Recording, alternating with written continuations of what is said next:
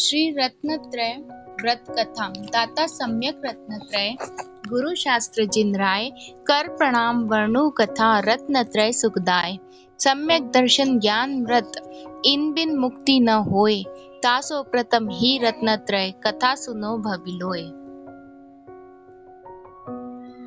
जम्बू द्वीप के विदेह क्षेत्र में एक कक्ष नाम का एक देश और वित्शोकपुर नाम का एक नगर है।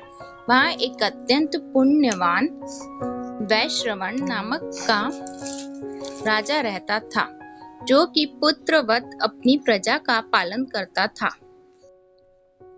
एक दिन वह राजा वसंत ऋतु में क्रीड़ा के निमित्त उद्यान में यत्र तत्र सानन विचर रहा था कि इतने ही में उसकी दृष्टि एक शिला पर विराजमान ध्यानस्थ श्री मुनिराज पर पड़ी। सो तुरंत ही हर्षित होकर वह राजा श्री मुनिराज के समीप आया और विनय युक्त नमस्कार करके बैठ गया। श्री मुनिराज जब ध्यान कर चुके तो उन्होंने धर्म वृद्धि कहकर आशीर्वाद दिया और इस प्रकार धर्मोपदेश देने लगे। यह जीव अनादि काल से मोह कर्मवश मिथ्या श्रद्धा ज्ञान और आचरण करता हुआ पुनः पुनः कर्म बंध करता और संसार में जन्म मरणादि अनेक प्रकार दुखों को भोगता है।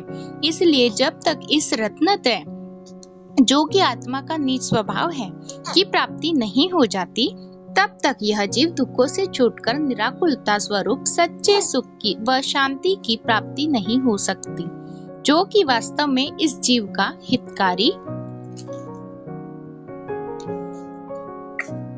है। इसलिए भगवान ने सम्यक दर्शन ज्ञान चरित्राणि मोक्ष मार्ग अर्थात सम्यक दर्शन सम्यक ज्ञान और सम्यक चरित्र को मोक्ष मार्ग कहा है और सच्चा सुख मोक्ष अवस्था ही में मिलता है।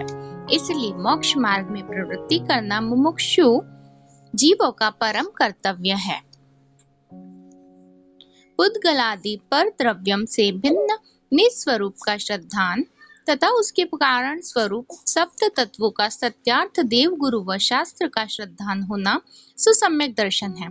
यह सम्यक दर्शन अष्ट अंग सहित और 25 मल दोष रहित धारण करना चाहिए, अर्थात जिन भगवान के कहे हुए वचनों में शंका नहीं करना, संसार के विषयों की अभिलाषा न करना, मुनि आदि साधर्मियों के मलिन शरीर को देखकर ग्लानि न करना, धर्म गुरु के सत्यार्थ तत्वों की यथार्थ पहचान करना, अर्थात को गुरु को देव की प्रशंसा भी न करना, धर्म पर लगते हुए मिथ्या आरोपों को दूर करना और अपनी बड़ाई व पर निंदा का त्याग करना, सम्यक श्रद्धान और चारित्र से डिगते हुए प्राणियों को धर्मोपदेश तथा द्रव्यादि देकर किसी प्रकार स्थिर करना और धर्म और धर्मात्माओं में निकट भाव से प्रेम करना और सर्वोपरि सर्वहितकारी श्री दिगंबर जैन आचार्यों द्वारा बताए हुए श्री पवित्र जिन धर्म का यथार्थ प्रभाव सर्वोपरि प्रकट कर देना, यही अष्टांग है।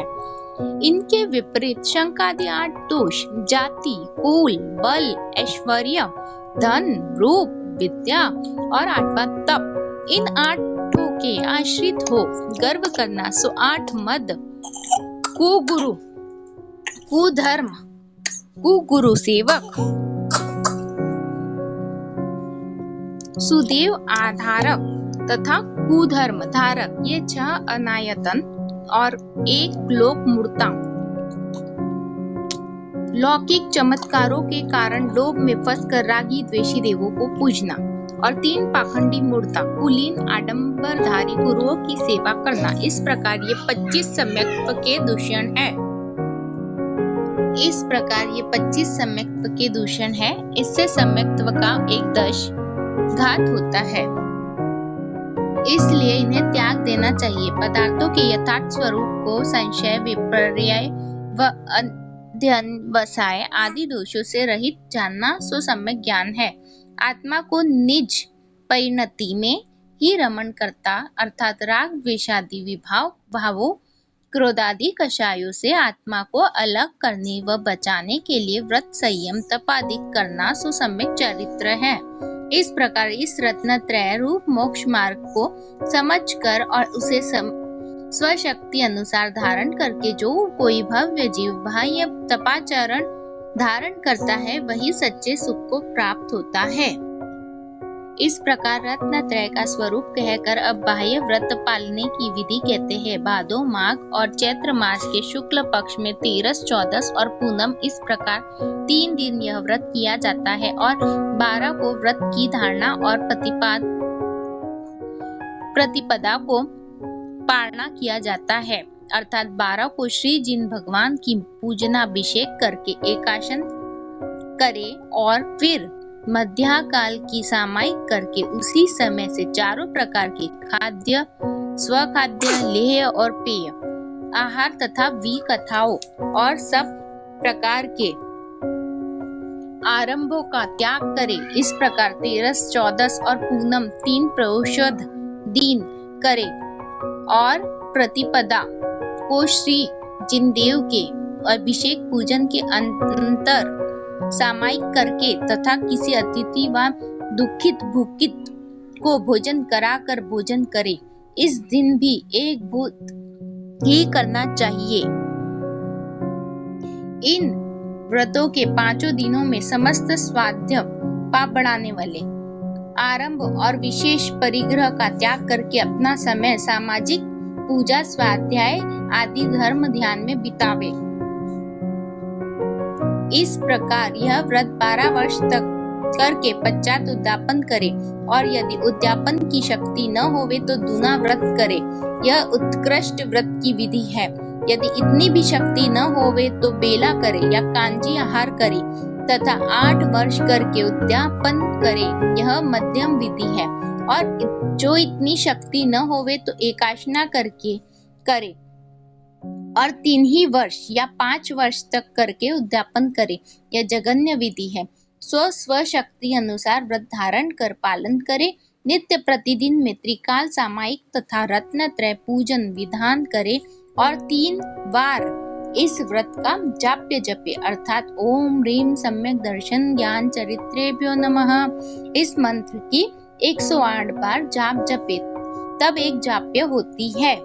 इस प्रकार व्रत पूर्ण होने पर उद्यापन करे, अर्थात श्री जिन मंदिर में जाकर महोत्सव करे। छत्र, चावर, झारी, कलश, दर्पण, पंखा, ध्वजा और ठमनी आदि मंगल द्रव्य चढ़ावे, चंदोवा बंधावे और कम से कम 3 शास्त्र मंदिर जी में पधरावे, प्रतिष्ठा करे। उद्यापन के हर्ष में विद्यादान करे। पाठशाला, छात्रावास, अनाथालय, पुस्तकालय आदि संस्थाएं द्रव्य रूप से स्थापित करे और निरंतर रत्नत्रय की भावना भाते रहे।